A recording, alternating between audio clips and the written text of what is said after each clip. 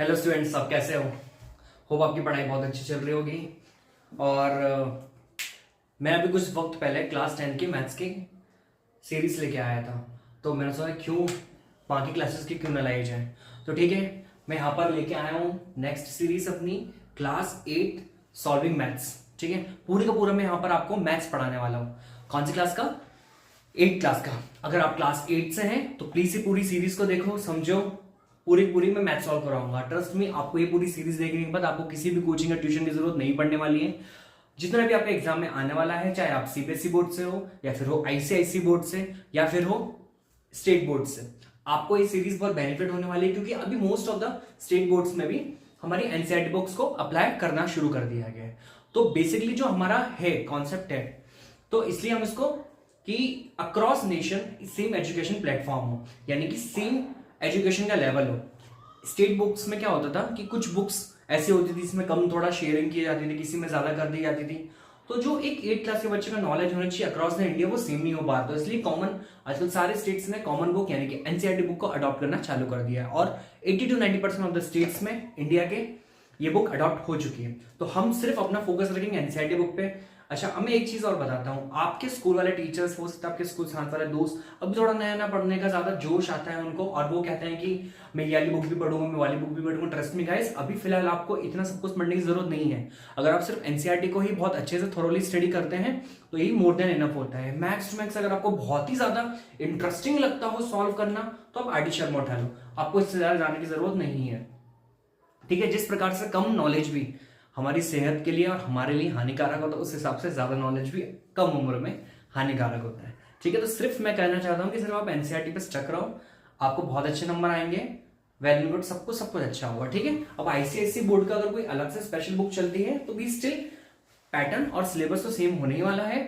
आप अपनी ये चैप्टर को देखने के बाद, सपोज जो भी चैप्टर नंबर 1 है, ठीक है, चैप्टर नंबर 1 हमारा जैसे 8 क्लास में एनसीईआरटी बुक में रैशनल नंबर 1 दिया गया है, तो रैशनल नंबर अगर 1, एक सेकेंड, तो रैशनल नंबर 1 दिया गया, चैप्टर नंबर 1 रैशनल नंबर दिया गया, तो रैशनल नंबर आप पढ़ेंगे, उठा के उसके बाद जाके अपनी बुक को सॉल्व करिएगा, आपको बन जाएगी। क्योंकि मेरा पढ़ाने का तरीका ही बहुत अलग है। जैसे अभी आप ट्यूशन, लोकल ट्यूशन जाते हैं या कोचिंग जाते हैं, तो आपको क्या पढ़ाते हैं, वो लोग एक कॉन्सेप्ट बताएंगे। ठीक है, कॉन्सेप्ट बताएंगे, देन उसके ऊपर क्वेश्चंस को सॉल्व करवाएंगे, राइट। फिर एक कॉन्सेप्ट को बताएंगे, फिर देन क्वेश्चन को सॉल्व करवाएंगे। ठीक है, फिर कॉन्सेप्ट को बताएंगे, फिर एक क्वेश्चन को सॉल्व करवाएंगे। यही होता है। यानी कि आप पहले एक्सरसाइज सपोज 1.1 है, 1.1 के पहले जो भी चीज दे रही थी वो कॉन्सेप्ट्स होते हैं, फिर आप एक्सरसाइज 1.1 सॉल्व करते हो, फिर कॉन्सेप्ट 2 को सॉल्व करते हो, फिर एक्सरसाइज 1.2 को सॉल्व करते हो, फिर कॉन्सेप्ट 3, फिर एक्सरसाइज 1.3। ये चीज जल्दी आती है। और मेरा पढ़ाने का तरीका बिल्कुल अलग है। क्यों और मैं इसको क्यों लेके आया हूं, पहले वो समझते हैं। क्योंकि कई बार क्या होता है, हमारा कॉन्सेप्ट 3 से भी हम एक्सरसाइज 1.1 का हम क्वेश्चन को सॉल्व कर सकते हैं, और बहुत ईजी तरीके से। क्यों हम फिर एक लेंथी प्रोसेस को अपनाएं उस क्वेश्चन को सॉल्व करने के लिए? इसलिए मैं क्या करता हूं, पहले सारे के सारे concept, concept number 1, concept number 2, concept number 3, concept number 4, जितने भी कॉन्सेप्ट नंबर हैं, पूरा एक कॉन्सेप्ट को मैं एक साथ पढ़ा देता हूं। ठीक है, मैं सारे के सारे कॉन्सेप्ट्स को एक साथ पढ़ाता हूं, सारे के सारे कॉन्सेप्ट्स को मैं एक साथ पढ़ाता हूं, देन मैं पूरी के पूरी क्वेश्चन को सॉल्व करवाता हूं। तो अभी जो मैं फिलहाल सीरीज लेके आया हूं, तो इसमें मैं क्या करने वाला हूं, पूरे के पूरे जितने भी चैप्टर नंबर 1, जैसे चैप्टर नंबर 1 क्या है, रैशनल नंबर्स। ठीक है, रैशनल नंबर्स है। अब इसमें जितने भी कॉन्सेप्ट्स होंगे, ठीक है, जो आपको जरूरत है वो मैं आपको यहां पढ़ाऊंगा। ठीक है, वो कॉन्सेप्ट्स खत्म होने के बाद हम सारे के सारे एग्जाम्पल, सारे के सारे एक्सरसाइज हम सॉल्व करेंगे, जिससे कि आप रेट कर पाओ। यानी पूरा कॉन्सेप्ट, पूरी चीजें क्लियर, एक तरफ कॉन्सेप्ट एक तरफ क्वेश्चन। ठीक है, एक बार कॉन्सेप्ट क्लियर हो जाएंगे, उसके बाद फिर आप ये एनसीईआरटी बुक के हम क्वेश्चन को सॉल्व करेंगे। अगर आपको ऐसा कुछ लगता है कि आपको कुछ अलग से नॉलेज चाहिए, तो आप जाना फिर आरडी शर्मा की बुक सॉल्व कर लेना। फिर आपको लगता है कुछ अलग से स्पेशल XYZ बुक है, अब वो उठाना, उनके एक्सरसाइज, एग्जाम्पल्स और एक्सरसाइज को सॉल्व कर लेना, सारे के सारे क्वेश्चन उसके सॉल्व कर लेना, इसके कर लेना। यानी इन सबकी नींव, ये तीनों बुकों की कौन सी नींव होगी, कॉन्सेप्ट्स। और ये वाली चीजों में क्या होता है, आप कंफ्यूज हो जाते हो, तो आप ही को ही दिक्कत होगी। ठीक है, कि एक कॉन्सेप्ट पढ़ा, फिर क्वेश्चन सॉल्व कर लिया, फिर कॉन्सेप्ट पढ़ा, फिर सब मैशअप हो जाता है। ठीक है, तो पूरी पूरी बुक ही आपके लिए कॉन्सेप्ट बन जाती है। इससे बेटर है कि पहले पूरे कॉन्सेप्ट को एक साथ पढ़ लिया जाए, फिर सारे के सारे जो भी बुक के क्वेश्चंस हम वो सॉल्व करेंगे। ठीक है, तो चलो स्टार्ट करते हैं हमारी कॉन्सेप्ट क्लास। ठीक है, क्लास 8, ठीक है, क्लास 8 कॉन्सेप्ट क्लास है पूरी, ठीक है। सबसे पहले हम उठाने वाले चैप्टर नंबर 1। चैप्टर नंबर 1 क्या है? रैशनल नंबर है, ठीक है। चैप्टर नंबर 1 रैशनल नंबर, ठीक है। मैं सारे के सारे कॉन्सेप्ट पढ़ाने वाला हूं, ठीक है। अब सबसे पहले हो सकता है कि ये एक लेक्चर में खत्म हो जाए, हो या 2 या 3, तो मैक्सिमम कोशिश करेंगे 2 या 3 से ज्यादा लेक्चर में कॉन्सेप्ट्स को खत्म कर दें, क्योंकि कॉन्सेप्ट रैशनल नंबर के थोड़े से बड़े हैं, हमें कुछ ज्यादा प्रॉपर्टीज को पढ़ना पड़ेगा, ठीक है। अब आपको बुक में बहुत सारी प्रॉपर्टीज दिखेंगे, आप चिंता मत करो, मैं हूं ना आपके साथ, मैं आपको पूरा पढ़ाऊंगा। बस आप अपने ज्यादा से ज्यादा दोस्तों को शेयर करो, लाइक करो, सब्सक्राइब करो, पूरे के पूरे रैशनल नंबर के मैं आपको कॉन्सेप्ट समझाता हूँ, ठीक है। तो सबसे पहले रैशनल नंबर हमने स्टार्ट करते हैं। हमने बहुत डिफरेंट डिफरेंट नंबर्स के बारे में स्टडी किया हुआ है, जैसे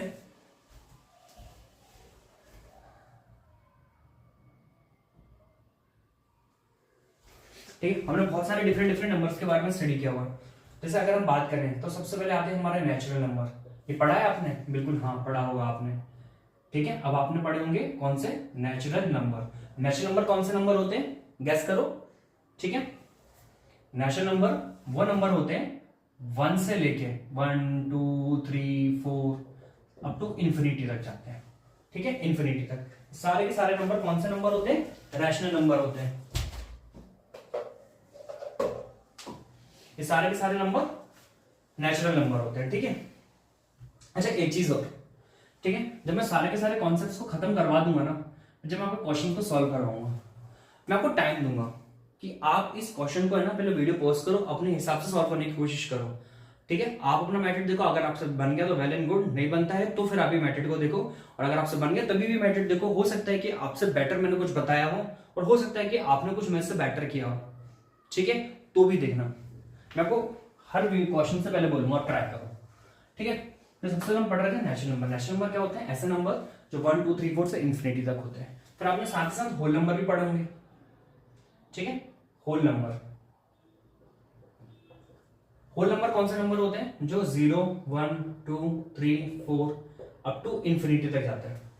तो अब आपको यहाँ पर पैटर्न नोटिस हो रहा होगा, देखिए सर नेचुरल नंबर और होल नंबर में सिर्फ 0 का डिफरेंस है, ठीक है। ये सारे के सारे तो नेचुरल नंबर ऑलरेडी हैं, ठीक है, ये तो सारे के सारे नेचुरल नंबर है, हाँ, ठीक है। सारे के सारे नेचुरल नंबर होल नंबर होते हैं, बट सारे के सारे होल नंबर नेचुरल नंबर नहीं होते। क्यों? क्योंकि इसमें 0 भी आ जाता है। सारे होल नंबर नेचुरल नंबर क्यों नहीं होते? क्योंकि उसमें 0 भी होता है। बट हम ये कह सकते हैं सारे के सारे नेचुरल नंबर, सारे के सारे नेचुरल नंबर होल नंबर होते हैं। यहां पर आपको क्लियर हो गया होगा नेचुरल नंबर होल नंबर, ठीक है। फिर आपने पढ़े होंगे इंटीजर्स। इंटीजर्स कैसे होते हैं? ठीक है, इंटीजर्स वो नंबर होते हैं जो 1 2 3 4 5 6 के फॉर्म में रिप्रेजेंट होते हैं। फॉर एग्जांपल इंटीजर पॉजिटिव भी होते हैं और नेगेटिव भी होते हैं, ठीक है। अब जैसे मैंने लिखा -5 -4 -2, या लिखा मैंने +4 +9, ये सब के सब जितने भी यहां पर दिख रहे हैं आपको, सबके सब क्या है? इंटीजर्स है। सबके सब क्या है? इंटीजर्स है। ये तो हो गए सारे नंबर। अब बोलोगे सर पूरे नंबर तो कवर हो गए, -∞ तक 2 +∞ तक इंटीजर्स ने कवर कर लिया, 0 to इंफिनिटी तक होल नंबर ने, 1 2 लेके इंफिनिटी तक नेचुरल नंबर में। अभी ये कौन सा नया नंबर आ चुका है जिसको हम बोल रहे हैं नेचुरल नंबर, रैशनल नंबर। इसकी क्या जरूरत है? अब मैं आपको बताता हूँ। जब भी आप एक इक्वेशन को सॉल्व करते हैं, सपोज मैंने एक इक्वेशन लिखी 5x + 2 = 12। आप इसको सॉल्व कैसे करते हैं? मुझे मालूम है आपको बहुत अच्छे से सॉल्व करना आता है। आप 5x = 12 +2 को उधर लेके जाओगे तो -2 हो जाएगा, जो कि बचेगा 10, तो ये हो जाएगा 5x। तो x क्या हो जाएगा? 10/5 यानी कि 2, यानी x की वैल्यू 2 तो क्या हो गया? इंटीजर आ गई। इंटीजर भी है, होल नंबर भी है, नेचुरल नंबर भी है, ठीक है। बट कई बार क्या होता है, हमें कुछ ऐसे नंबर एनकाउंटर होते हैं क्वेश्चन को सॉल्व करते वक्त जो इन तीनों कैटेगरी में नहीं रखे जा सकते। फॉर एग्जाम्पल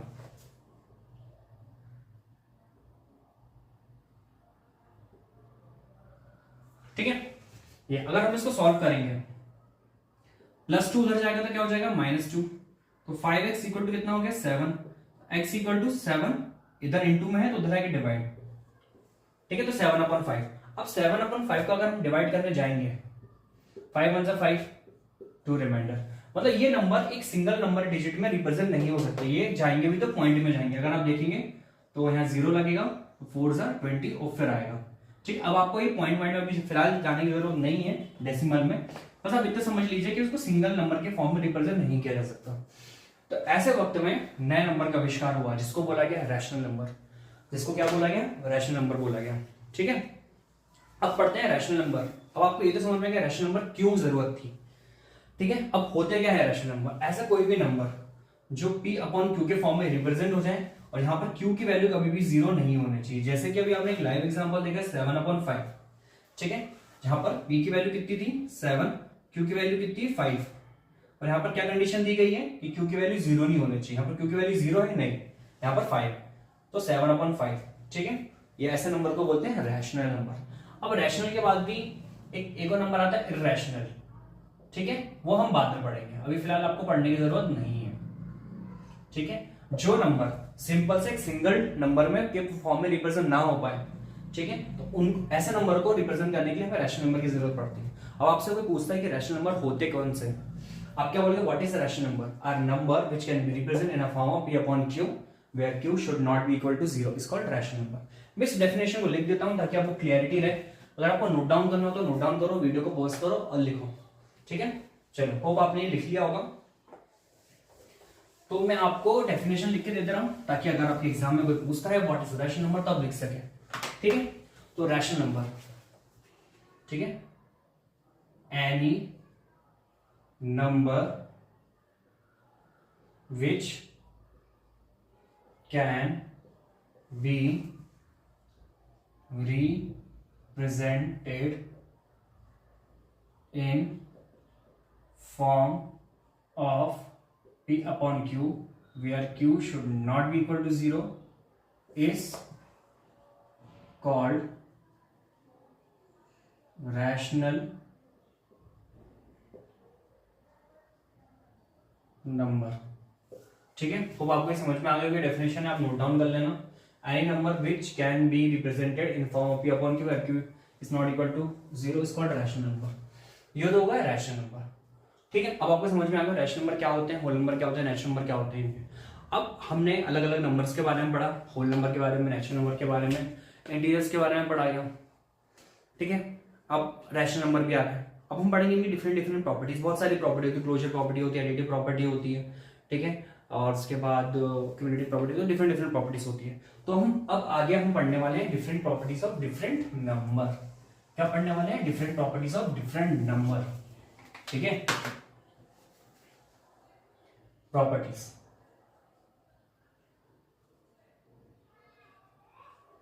ठीक है, चलो शुरू करते हैं।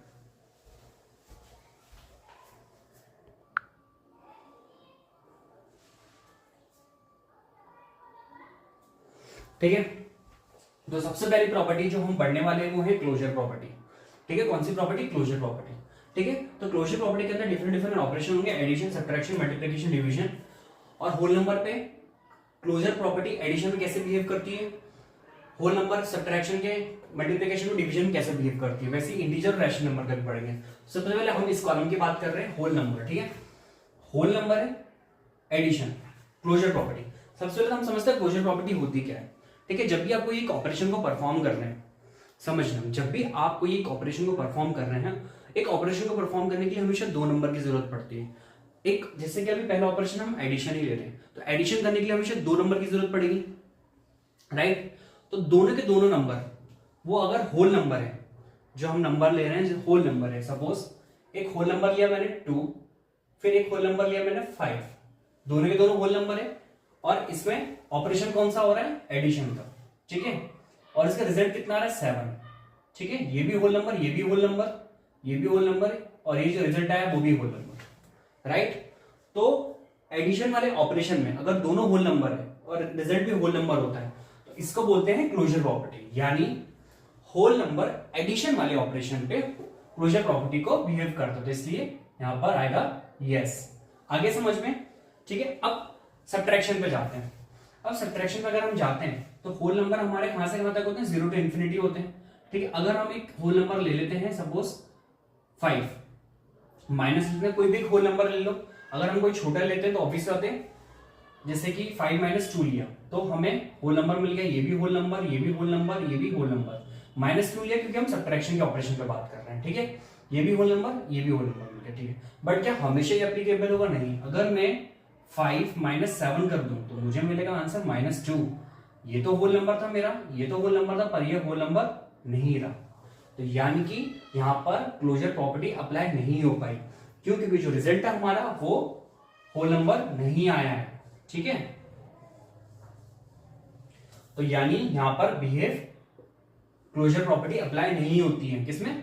सब्ट्रैक्शन में। अच्छा, वैसे मैं बता दूं ये क्लोजर प्रॉपर्टी अप्लाई होती नहीं होती, बस ये सीखने की जरूरत है आपको, समझने की। बट अगर आपको नहीं समझ में आ रहा तो कोई बात नहीं, इसका कोई लेना देना नहीं एग्जाम से, बस ये प्रॉपर्टी है जो आपको पता होनी चाहिए। कभी कभार एक आध बार क्वेश्चन पूछ ले कि क्लोजर प्रॉपर्टी प्रूव करके देखो ये होती है नहीं होती, यस और नो, या फिर ट्रू और फॉल्स में मैक्स क्वेश्चन आ सकता है। बट मेरा काम है समझाना, आपका काम है समझना, आप समझो। नहीं समझ में आया ज्यादा जोर मत दो, बट इसको स्किप भी कर सकते हो आप चाहो तो। बट आप समझो इस प्रॉपर्टी को होती क्या है, आपको आके फायदे ही मिलेगा, क्वेश्चन आ सकता है एग्जाम में से, ठीक है। अब मल्टीप्लीकेशन में क्या होता है, मैं कोई भी दो नंबर उठाता हूँ, चलो आप बताओ दो नंबर कौन सा, चलो 2 ले लो, चलो 8 ले लो, ठीक है। कितना है? 69। ये भी होल नंबर था, ये भी होल नंबर था, ये भी होल नंबर। चलो एक एग्जांपल और लेते हैं, 2 ले लेते हैं, एक 0 ले लेते हैं। 0 भी होल नंबर है, आंसर कितना है? 0। ये भी होल नंबर है। यानी सब मल्टीप्लिकेशन में क्लोजर प्रॉपर्टी अप्लाई होती है। तो यहां पर मैं क्या लिख दूंगा? यस, ठीक है। अब मैं बात करता हूं किसकी? डिवीजन की। डिवीजन में चलो मैंने एक होल नंबर लिया 8, डिवाइड किया 2 से। ये भी होल नंबर था, ये भी होल नंबर था, आंसर मेरा जो आया वो भी होल नंबर हुआ। क्या ये बिहेव कर रहा है? फिलहाल इस एग्जांपल के हिसाब से तो हाँ। बट मैं काम करता हूं, मैं ले लेता हूं 7/5, ठीक है। अब मुझे मालूम है कि ये करीबन करीबन जाएगा 1.4 जाएगा, ठीक है, 1.4। पर 1.4 होल नंबर नहीं होता है ना, ठीक है। तो ये भी होल नंबर था, ये भी होल नंबर था, इसका आंसर तो 1.4 आया, बट ये होल नंबर नहीं है। तो यानी कि हम ये प्रूव कर सकते हैं कि ये प्रूव हो जाता है कि होल नंबर डिवीजन वाले ऑपरेशन के अंडर में क्लोजर प्रॉपर्टी को फॉलो नहीं करता है, ठीक है। अब बात करते हैं इंटीजर्स की। यहां पर लिख देता होल नंबर कहां से कहां तक होता है? 0 to इंफिनिटी तक। इंटीजर्स क्या होता है? -∞ to +∞ तक, ठीक है, याद रखना। चलो, अब ये तो आपको समझ में आ गया होगा। अब हम बात करेंगे किसके बारे में? इंटीजर्स के बारे में। अब इंटीजर में काम करता हूं, मैं कोई भी दो रैंडम इंटीजर ले लेता हूं, उनको ऐड कर देता हूं, देखते हैं इंटीजर आता है कि नहीं आता। मैं एक रैंडम नंबर ले रहा हूं -7, प्लस कर रहा हूं मैं किसका? 2 का। तो मुझे मालूम -7 + 2 कितना हो जाता है? -5 हो जाता है, ठीक है, -5 हो जाता है। क्यों? क्योंकि अगर साइन दोनों डिफरेंट डिफरेंट है तो हम माइनस करेंगे, 7 - 2 5 हो गया, और साइन हमेशा बड़े का लगा देते हैं, -5 आ गया, ठीक है। ये भी नेचुरल नंबर था, ये भी नेचुरल नंबर था, ये भी नेचुरल नंबर है। ऑटोमेटिकली प्रूव हो जाता है कि ये क्या है? एक एडिशन प्रॉपर्टी को अप्लाई हो रही है। यहाँ पर कौन सी क्लोजर प्रॉपर्टी अप्लाई हो रही है? एडिशन वाले ऑपरेशन में, ठीक है। बट यहाँ पर कभी देखो, अब मैं आपको एक चीज बता रहा हूं, अगर आपको कंफ्यूजन हो रही है यहाँ पर कि सर कुछ कुछ जगह पे ये सब्ट्रैक्शन अप्लाई हो रहा था, कुछ कुछ जगह पे नहीं हो रहा था, हम ये कह सकते हैं कि कुछ कुछ जगह अप्लाई होगा या कुछ कुछ जगह पे नहीं होगा, तो हाँ या ना, डिपेंडिंग ऑन द क्वेश्चन या डिपेंडिंग ऑन द एग्जाम्पल। नहीं, ऐसा नहीं होता है। अगर ये प्रॉपर्टी अप्लाई हो रही तो अक्रॉस होल नंबर अप्लाई होना चाहिए। अगर एक सिंगल एग्जांपल भी ऐसा मिलता है आपको जहां पर ये प्रॉपर्टी अप्लाई नहीं हो रही है, तो सबके लिए आंसर नो हो जाएगा। सिंपल सा क्या है, अगर रहेंगे क्लोजर प्रॉपर्टी के अंदर तो सभी रहेंगे, नहीं तो अगर एक एग्जांपल भी ऐसा मिलता है जहां पर क्लोजर प्रॉपर्टी अप्लाई नहीं हो रही है और बाकी सब जगह हो रही है, तो हम ये कहेंगे कि क्लोजर प्रॉपर्टी नहीं अप्लाई हो रही है, ठीक है। चलो, यहां पर नेचुरल नंबर आया तो ये यस है। अब इसके रैंडम कोई भी एग्जांपल उठा के देख लेना, आपको ऐसा नंबर मिलेगा नहीं जहां ऐड करने पे इंटीजर ना है। चलो सब्ट्रैक्शन ले लेते हैं, -7 -8 ले लेते हैं। -7 -8 दोनों सेम साइन है तो प्लस होंगे, कितना हो गया? 15, बड़े का साइन -50, ठीक है। तो ये भी नेचुरल नंबर था, ये भी नेचुरल नंबर है, और ये आंसर भी नेचुरल नंबर है, तो यहाँ भी आंसर कितना हो गया? यस। चलो मल्टीप्लिकेशन करके देखते हैं हम लोग कोई भी रैंडम नंबर का। -8 × 4 कितना आया? -32। चलो एक और उठा लेते हैं, -8 × 0 = 0। ये सब के सब क्या है? इंटीजर्स हैं। सॉरी, ये मैंने यहाँ पर एन लिख दिया कि ये इंटीजर्स हैं, ठीक है। ये इंटीजर्स है, ये इंटीजर्स है, ये इंटीजर्स है, ठीक है। ये भी इंटीजर है, ये भी इंटीजर है, ये भी इंटीजर है, ठीक है। इंटीजर, ये सब के सब क्या है? इंटीजर्स हैं, सबके सब क्या है? इंटीजर्स हैं, ठीक है। अब बात करते हैं डिवीजन में अप्लाई होगा कि नहीं होगा। भाई यहाँ पर नहीं होने वाला, क्योंकि मैं एक रैंडम एग्जांपल, सेम एग्जांपल उठा लेते हैं 7/5। 7 भी इंटीजर है, ये भी इंटीजर है, चलो माइनस भी लगा देंगे तो भी इंटीजर रहा, वो भी इंटीजर रहा, ठीक है। ऊपर वाला भी इंटीजर था, नीचे वाला भी इंटीजर थे, बट यहाँ पर आंसर 1.4 अगेन माइनस में आया। 1.54 इंटीजर नहीं होता है, तो यानी यहाँ पर भी क्या हो गया, 9 हो गया, ठीक है, 9 हो गया। अब बात करते हैं रैशनल नंबर की। अब एडिशन की बात करेंगे रैशनल नंबर की, जैसे 2/3 प्लस 4/3, ये एक रैशनल नंबर है, ठीक है। ये भी रैशनल नंबर है, ये भी रैशनल नंबर है। अभी तो आप मुझे मालूम है आपको ऐड करना नहीं पता होगा, कुछ कुछ बच्चों को पता होगा फ्रैक्शन में ऐड कैसे किया जाता है, तो वेल एंड गुड। बट फिलहाल आप इतना समझ लो, अगर नीचे के डिनोमिनेटर नीचे वाले होते हैं, न्यूमरेटर ऊपर वाले होते हैं। अगर डिनोमिनेटर सेम है तो सिंपल प्लस करते हैं, डिनोमिनेटर सेम है दोनों तो सेम वाला ही लिख देना है 3, और 2 + 4 कितना हो गया 6, ठीक है। 3 1 3 2 तो आंसर कितना है 2। ये भी रैशनल नंबर है, ठीक है। कोई भी, क्योंकि 2 रैशनल नंबर कैसे हो गया सर, अपॉन के फॉर्म में होता नहीं भाई, कोई भी नंबर जो P/Q के फॉर्म में, अगर मैं आपसे बोलूं कि 2 का रैशनल नंबर है या नहीं है, तो 2 को मैं नीचे ऐसे भी तो लिख सकता हूं। तो देखो अब अपॉन अपने आप P/Q के फॉर्म में हो गया, और Q की वैल्यू 0 नहीं होनी चाहिए, तो ये हो गया, ठीक है। कोई भी एक सिंगल इंटीजर, चाहे कोई भी नेचुरल नंबर होने दो, कोई भी होल नंबर होने दो, ठीक है, या कोई भी इंटीजर होने दो, rational number, sorry natural number होने दो, होल नंबर होने दो, या इंटीजर होने दो, तीनों में से कोई भी नंबर हो, हम उसको रैशनल नंबर के फॉर्म में एक्सप्रेस कर सकते हैं, बस नीचे 1 लगा के, तो ठीक है। तो ये मत सोचना कि 2 रैशनल नंबर है क्या, नहीं है, 2 भी रैशनल नंबर है, तो यहाँ पर ये प्रॉपर्टी अप्लाई हो जाती है। यहाँ पर भी सिमिलरली अप्लाई होगी, जैसे मैं लगा देता हूँ 2/3 - 4/3, ये भी रैशनल नंबर था, तो डिनोमिनेटर सेम है तो सेम ही रहेगा, तो 2 - 4 कितना हो जाएगा -1/3, ये भी रैशनल नंबर, ये भी रैशनल नंबर, जो रिजल्ट आया वो भी रैशनल नंबर, यहाँ पर भी लगा, ठीक है। अब बात करते हैं मल्टीप्लिकेशन की। चलो सेम एग्जांपल लेते हैं, 2/3 4/3, माइनस में भी ले सकता हूँ चाहो तो इनटू का तो बहुत सिंपल सा कॉन्सेप्ट है, सीधा सीधा इनटू करना है, 2 4 8, माइनस लगेगा क्योंकि माइनस का 3 3 9, ये भी रैशनल नंबर, ये भी रैशनल नंबर, ये भी रैशनल नंबर, ठीक है। तो ऑटोमेटिकली इसका भी रिजल्ट क्लोजर में आ गया, तो ये भी क्या हो गया, यस हो गया, ठीक है। तो अब इसके बाद हम बात करते हैं डिवीजन की। डिवीजन में भी मोस्ट सब जगह लगेगा, देखो जैसे मैंने बात करी 8/7 डिवाइड बाय 4 लेके चलता हूँ, ठीक है, 4 चलो 5 ले लेता हूँ मैं, ठीक है। आपको डिवाइड करना अगर नहीं मालूम होगा तो मैं बता देता हूँ, 8/7, ठीक है, डिवाइड की जगह आप इंटू लगाना और इसको पीछे वाले को पलटा देना, 4/5 को 5/4 कर देना, 8 5 जा और सिंपल इंटू कर देना 40, 7 8 जा 7 4 जा 28। तो देखो यहाँ पर ये भी रैशनल नंबर था, ये भी रैशनल नंबर था, ये भी रैशनल नंबर था, ये भी रैशनल नंबर था, क्या यहाँ भी अप्लाई हो रहा है? अरे रुको रुको रुको रुको, मैं एक नंबर और लेता हूँ, 8/7 डिवाइड बाई 0, ठीक है, आंसर कितना आएगा बताओ। अच्छा आपको वैसे पता है किसी भी नंबर को 0 से डिवाइड करने पे क्या आता है?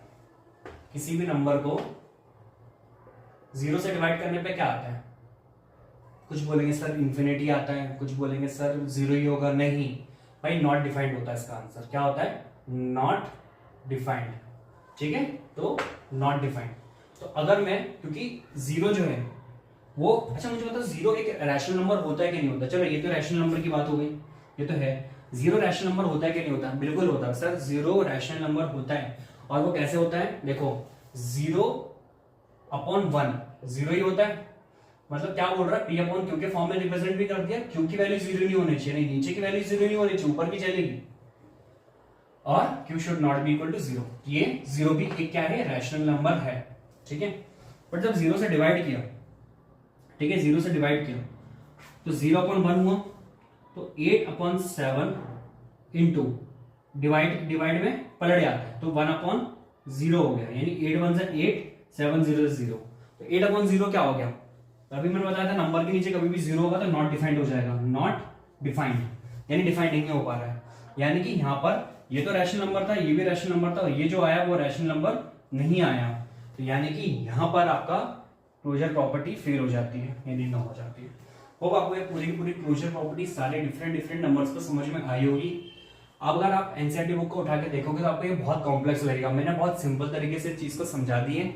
कोई भी ऑपरेशन के अंदर दोनों नंबर अगर सेम नंबर होते हैं, जैसे कि दोनों ऑपरेशन एक ऑपरेशन परफॉर्म हो रहा है, फॉर एग्जांपल एडिशन परफॉर्म हो रहा है, होल नंबर पे हो रहा है, एडिशन दोनों नंबर जो ऐड हो रहे हैं वो अगर होल नंबर है और उनका रिजल्ट जो आया वो भी अगर होल नंबर होता है, तो ऑटोमेटिकली वो प्रॉपर्टी क्लोजर कंसिडर हो जाती है, ठीक है, सिंपल से कॉन्सेप्ट था, यानी ऑपरेशन वाले नंबर्स और रिजल्ट तीनों अगर एक ही कैटेगरी के में होते हैं, एक ही कैटेगरी के अंदर होते हैं, एक ही कैटेगरी में फॉल होते हैं, then these numbers are considered as a these numbers are called sorry these property the property which can be applied over here is the closure property.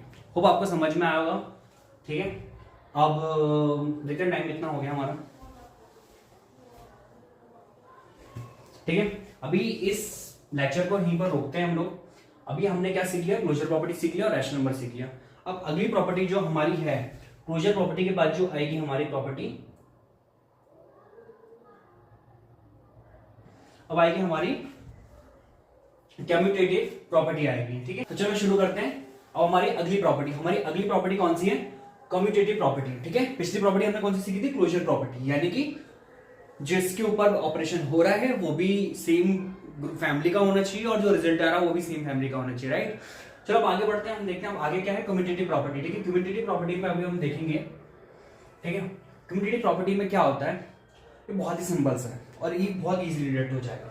इसमें सिंपल से इतना लॉजिक है, a plus B should be equal to b plus A. अगर whole number की बात कर रहे हैं तो हम कोई भी दो रैंडम होल नंबर लेते हैं, जैसे कि 2 plus 3 should be equal to 3 plus 2.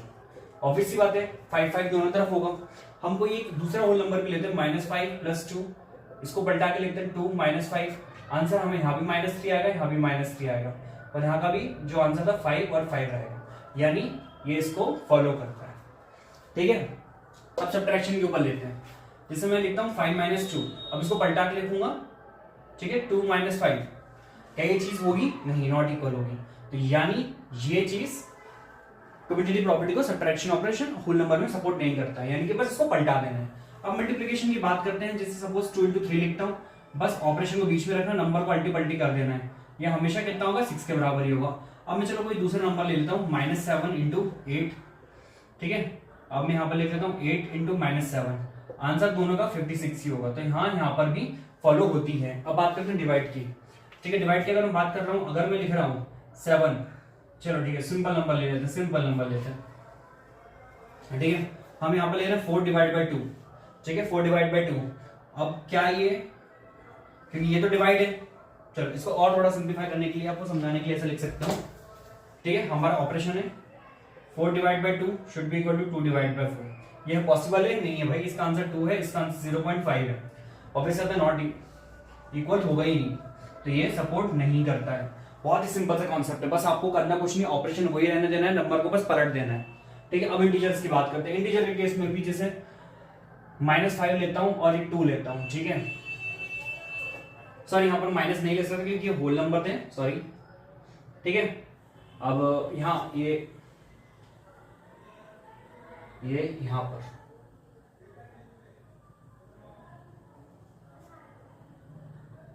ठीक है, ये वाला एग्जांपल हटा रहा हूं मैंने एक्चुअल में ये एग्जांपल इसका ले लिया, इंटीजर का ले लिया, क्योंकि दोनों नंबर होल नंबर होने चाहिए. जैसे 5 भी होल नंबर होना चाहिए, 3 भी होल नंबर होना चाहिए, 3 + 5 ठीक है इक्वल ही होगा, होल नंबर होना चाहिए. अब जैसे ये इंटीजर है, ठीक है, ये भी इंटीजर है.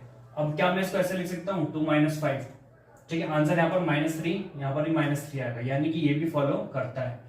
बट अगर हम माइनस की बात करें, सपोज मैं एक नंबर ले रहा हूँ माइनस, और ठीक है एक नंबर ले रहा हूँ -7 ले रहा हूँ मैं, ये -7 है, ये ऑपरेशन का साइन है माइनस, और ये ले रहा हूँ -8. अगर मैं इसी चीज को पलटा के लिखूं तो यहाँ पर आगे आ जाएगा -8, ये ऑपरेशन वाला साइन बीच में रहेगा, और ये 7 -7. समझने की कोशिश करना, ये वाले माइनस, ये वाले माइनस जो है वो नंबर के माइनस है, ना कि ऑपरेशन का. ऑपरेशन का माइनस ये है, ये हो जाएगा माइनस +8, ये -8 +7, यहाँ पर आ रहा है +1, यहाँ पर आ रहा है -1. कहीं इक्वल है, नहीं है, तो यहाँ पर ये फॉलो नहीं करता है. बहुत ही सिंपल सा है. मल्टीप्लिकेशन में कैसा होगा, ठीक है, अब हम समझने की कोशिश करेंगे. 5 × 2, ठीक है, -5 × 2 लेते हैं, अब 2 × -5 लेते हैं, आना यहाँ पर भी -10 है, यहाँ भी -10 है.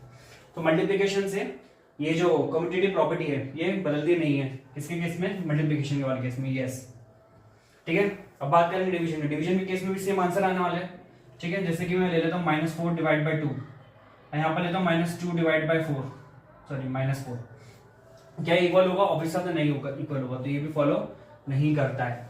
तो ये कम्यूटेटिव प्रॉपर्टी फॉलो नहीं करती। रैशनल नंबर के केस में भी सेम चीज होगी, एडिशन और मल्टीप्लिकेशन के केस में फॉलो होगा और सब्ट्रैक्शन और डिवीजन के केस में फॉलो नहीं होगा। सिंपल सा लॉजिक यार। सब्ट्रैक्शन और डिवीजन में कैसा होता है, नंबर की वैल्यू भी डिफाइन करती है। अगर किसी नंबर को जो आगे लिखा है और जो पीछे लिखा है, अगर दोनों की जगह को आप चेंज कर दोगे तो वो सब्ट्रैक्शन के रूल को फॉलो नहीं करेगा। बट मल्टीप्लिकेशन में और एडिशन में कोई फर्क नहीं पड़ता है कि आप आगे लिख रहे हो नंबर को पीछे लिख रहे हो, बट सब्ट्रैक्शन और डिवीजन में फर्क पड़ता है, ठीक है, रैशनल नंबर में। ठीक है, मैं 4+3 ये लिखूं या फिर इसको ऐसे लिखूं, ठीक है, तो आंसर दोनों का सेम ही आना है, ठीक है। क्यों? 6+3 2 2, तो ये फॉलो करता है। अब बात करते हैं सब्ट्रैक्शन की। सब्ट्रैक्शन की बात करते हैं 2/3 - 4/3, ठीक है, ये इक्वल होगा ही नहीं इसके, क्योंकि ये जो नंबर है, ठीक है, पीछे वाला नंबर जो है वो ऑब्वियस ज्यादा बड़ा है, ठीक है। यहाँ पर ये कैसा आएगा, साइन माइनस का आएगा, यहाँ पर कैसा आ जाएगा, प्लस का आ जाएगा, तो इक्वल होगा ही नहीं, तो यहाँ पर भी नो। अब मल्टीप्लिकेशन की बात करते हैं, समझने की कोशिश करना, ठीक है। मल्टीप्लिकेशन की बात करते हैं 2/3 इंटू, ठीक है, 2/3 into 4/3 will be equal to 4/3 into 2/3। कोई फर्क नहीं पड़ता क्योंकि आंसर 8/9 ही आना है, इधर भी 8/9 ही आना है, तो यस यहाँ पर ये चीज फॉलो होती है, ठीक है, पूरी क्लियर। अब बात करते हैं डिवीजन की, ठीक है। अब बात करते हैं डिवीजन की, 2/3 4 ये यहाँ पर 4/3 2/3, ठीक है। डिवाइड के बाद वाला नंबर पलट आता है, 2/3 इंटू 3/4 इक्वल टू 4/3 इंटू पलट आएगा 3/2। यहाँ पर कितना आ रहा है, 6/12, यहाँ पर कितना आ रहा है, 4 3 12 3/6। देखो पूरा का पूरा नंबर बदल गया, यहाँ पर 6/12 है, यहाँ पर 12/6, तो ये भी इक्वल नहीं है, तो यहाँ भी फॉलो नहीं करता है। तो यानी आप एक चीज नोटिस करेंगे, कम्यूटेटिव प्रॉपर्टी सिर्फ एडिशन के केस में तीनों में ऐसा है और मल्टीप्लिकेशन के केस में तीनों में ऐसा है। बाकी सब्ट्रैक्शन और डिवीजन की बात करें तो देखो no no no no no no, ये है। तो ये थी हमारी कम्यूटेटिव प्रॉपर्टी, ठीक है। ये सेकंड प्रॉपर्टी है, इतना ज्यादा फोकस नहीं करना, ज्यादा ध्यान नहीं देना, बस ऊपर ही ऊपर समझ लेना है कि होता कैसा है, कम्यूटेटिव प्रॉपर्टी कैसी होती है, बस। अभी हमने इससे प्रॉपर्टी पढ़ी, क्लोजर प्रॉपर्टी पढ़ी थी, राइट, ठीक है। अब अभी हमने पढ़ी कम्यूटेटिव प्रॉपर्टी, अब हम अगली प्रॉपर्टी पढ़ेंगे। बोर्ड को रब करता हूं, वापस आता हूं।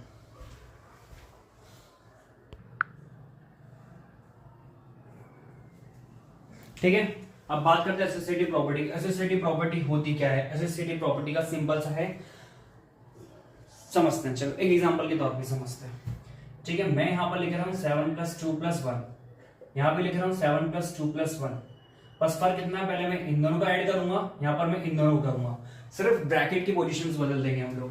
देखते हैं 9 + 1, यहां पे कितना आएगा, 7 + 3, यहां भी 10 है, यहां भी 10 है, तो यानी ब्रैकेट की पोजीशन बदलने से एडिशन में कोई फर्क नहीं पड़ता है, यानी कि होल नंबर फॉलो करता है एसोसिएटिव प्रॉपर्टी एडिशन ऑपरेशन पे। अब देखते हैं होल नंबर क्या सब्ट्रैक्शन के ऑपरेशन पे एसोसिएटिव प्रॉपर्टी को फॉलो करता है, ठीक है। 7 - 2 - 1, ठीक है। अब ले रहा हूं 7 - 2 - 1, ये ले लेते हैं। 7 - 2 कितना हो गया, 5 - 1, यहाँ पर कितना, -2 - 1 1, यहाँ पर कितना है 4, यहाँ पर आया 6। देखा, सिंपल सा एक ब्रैकेट बदल देने से पूरे का पूरा आंसर में अंतर आ गया, ठीक है, पूरा का पूरा आंसर में अंतर आ गया है।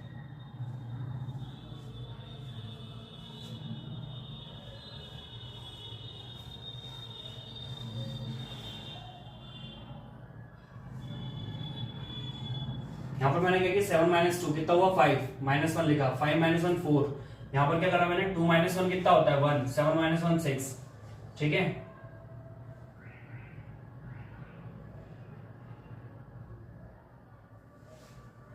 क्योंकि क्या हुआ, अगर जब हमने ब्रैकेट लगाया था उसमें, तो जब हमने ब्रैकेट लगाया था, ब्रैकेट से ऑटोमेटिक मैं आपको बताता हूं एक्चुअली में हुआ क्या है।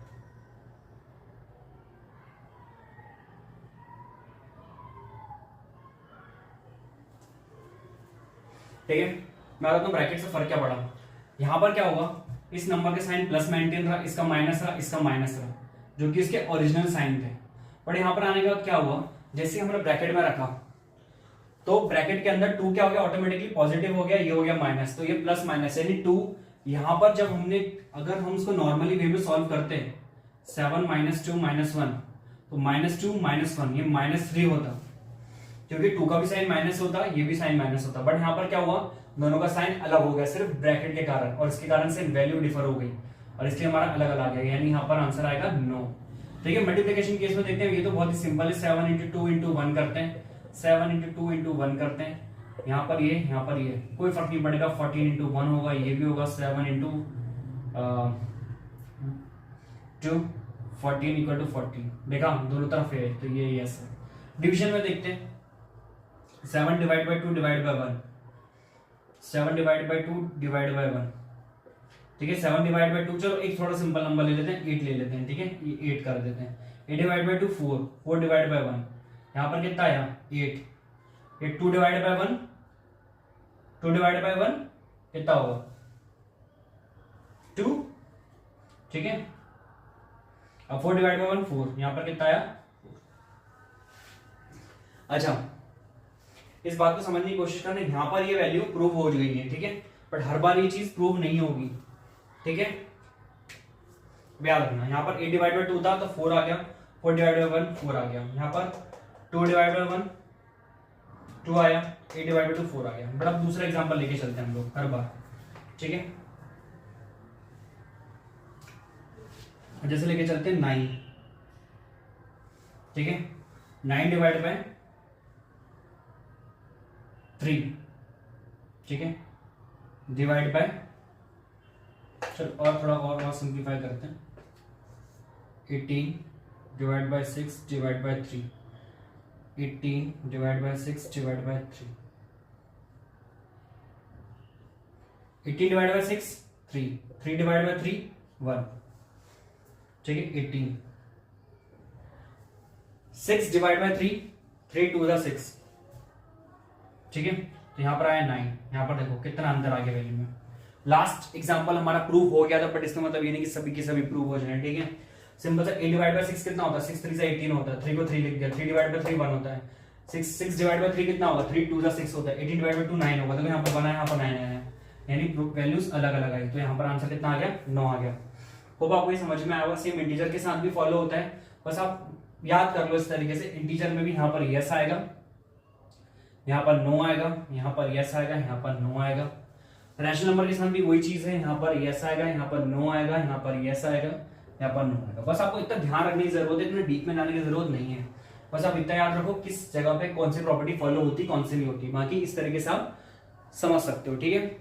ये तो हो गई थी हमारी एसोसिएटिव प्रॉपर्टी, ठीक है, तीनों में।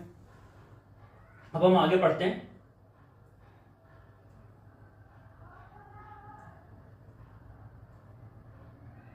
ठीक है।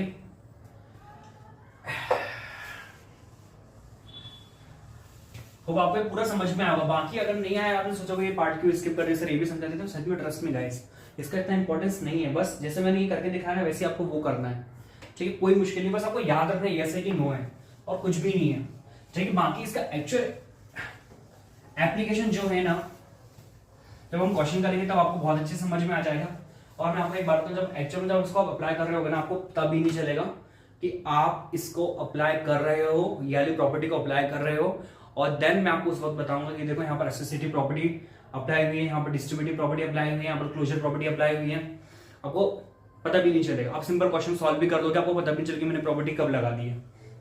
It is as simple as, ठीक है। तब बात करते हैं द रूल ऑफ जीरो, ठीक है। अगर रोल ऑफ जीरो की बात करें तो रोल ऑफ जीरो को हम एडिटिव इनवर्स भी मानते हैं। क्या मानते हैं? एडिटिव इनवर्स, ठीक है, याद रखना, एडिटिव इनवर्स भी मानते हैं। क्यों मानते हैं? ठीक है, आप किसी भी नंबर में जीरो का ऐड करो, वो नंबर खुद देता है, ठीक है। 9 में जीरो ऐड करो, 9 नहीं देता, सिंपल सी बात है, तो बचपन से पढ़ा हुआ है, इसलिए जीरो को एडिटिव इनवर्स बोलते हैं, यानी कि वो नंबर को वापस उस नंबर में ऐड करो, वही नंबर मिलता है, ठीक है।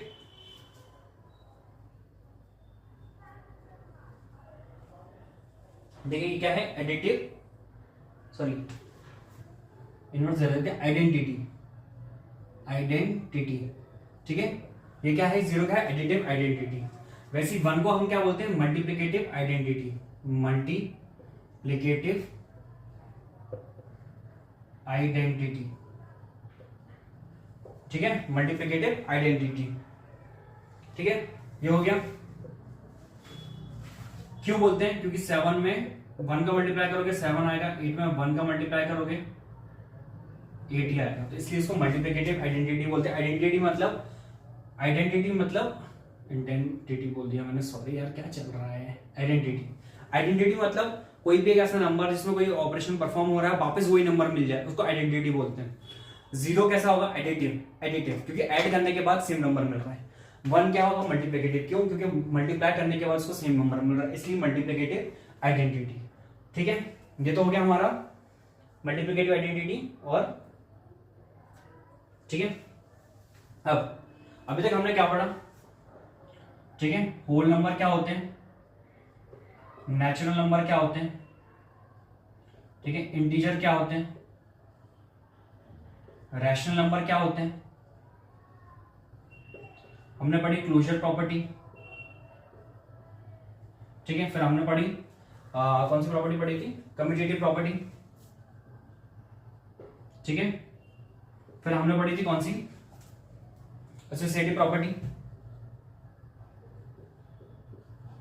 ठीक है, ये हमने सारी प्रॉपर्टीज पढ़ी। हमने पढ़ा जीरो का रोल ऑफ जीरो, जीरो का वन, ये एडिटिव इनवर्स और ये मल्टीप्लिकेटिव इनवर्स। ये थे सारे कॉन्सेप्ट्स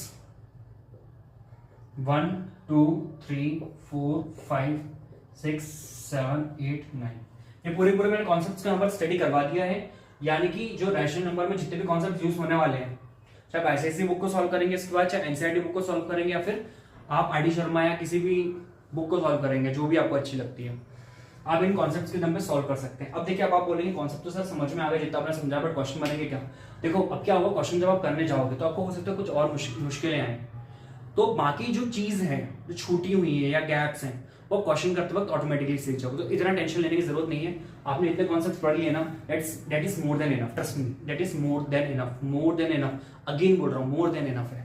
ठीक है, बाकी बोल के सर मैंने ये तो पढ़ा नहीं था क्वेश्चन में, ये तो क्वेश्चन मुझे कुछ नया सीखने को मिला, सर ये क्वेश्चन मुझे, देखो अब क्या होगा ना, अब बाकी रैशनल नंबर को तो इन्फिनाइट लेवल है, कहाँ तक सीखोगे आप, राइट? और जितना आपको चाहिए 8th क्लास के हिसाब से उतना मैंने आपको बता दिया, सारे के सारे कॉन्सेप्ट बता दिए हैं। और बाकी जो छोटे छोटे गैप होते हैं जो आपको जरूरत है, वो आपको क्वेश्चन करते वक्त ही आएंगे। आप कितने भी कॉन्सेप्ट पढ़ लेना, वो क्वेश्चन के बिना सॉल्व नहीं होंगे। तो इसलिए मैंने सारे कॉन्सेप्ट पढ़ा दिए हैं। अब धड़ल्ले सब क्वेश्चन उठाओ, अब उठाओ एनसीईआरटी को खुद से भी सॉल्व करो। मैं आगे भी करवाऊंगा, आप चाहो तो मेरे भी क्वेश्चन को साथ मेरे साथ सॉल्व कर सकते हो, या तो खुद से बुक उठाओ सॉल्व करो, एडिशन में उठाओ सॉल्व करो, अब डी सर्कल उठाओ सॉल्व करो, डाटा मैग्राफ उठाओ सॉल्व करो, जो बुक उठानी वो सॉल्व करो, आपकी मर्जी। बट ट्रस्ट में आपके लिए एनसीईआरटी मोर देन इनफ है। अब मैं इसके बाद मैंने कोई कॉन्सेप्ट पढ़ा दिए हैं। अब कॉन्सेप्ट पढ़ाने के बाद अब मैं जहाँ मूव होने वाला हूँ किसकी तरफ, मैं मूव होने वाला हूँ एनसीईआरटी बुक को सॉल्व करवाने की तरफ। ठीक है, मैं इसमें जितनी भी एक्सरसाइज है, आई थिंक शायद इसमें एक ही एक्सरसाइज है, और जितनी भी एग्जांपल्स में सब पे सब सॉल्व करवाने वाला हूँ। ठीक है, हर एग्जांपल को सॉल्व करने से पहले मैं आपको टाइम दूंगा, वीडियो को पॉज करना, आप खुद से सॉल्व करके देखना। अगर आप सॉल्व हो गए तो वेल एंड गुड, आप बहुत अच्छे हैं, बहुत स्मार्ट हैं, और नहीं तो आप उस वीडियो को आगे कंटिन्यू करके देखना कैसे सॉल्यूशन करा। और अगर आपसे बन जाता है फिर भी आप इसको देखना, क्यों, उससे मेरे हो सकता है आपका करने का तरीका और मेरे करने का तरीके में डिफरेंस हो, और मेरे करने का तरीका शायद आपको बेहतरीन लगे, या हो सकता है कि आपको ज्यादा बेहतरीन अपना तरीका लगे, बट अब कुछ ना कुछ नया सीखने को मिलेगा। आप एक क्वेश्चन को चाहे आप सॉल्व कर पाते हैं या नहीं कर पाते हैं, आगे बढ़ा के मेरा वो क्वेश्चन को सॉल्व करने का तरीका देखिए, आपको कुछ नया सीखने को मिलेगा। तो ये था यहाँ तक पूरी मेरी concept class. Thank you for watching this video. Please like and subscribe to my channel, और ज़्यादा से ज़्यादा अपने दोस्तों को शेयर करो, स्कूल में शेयर करो, और जिनको ज़रूरत है एक्चुअल में उनकी मदद करो। Thank you.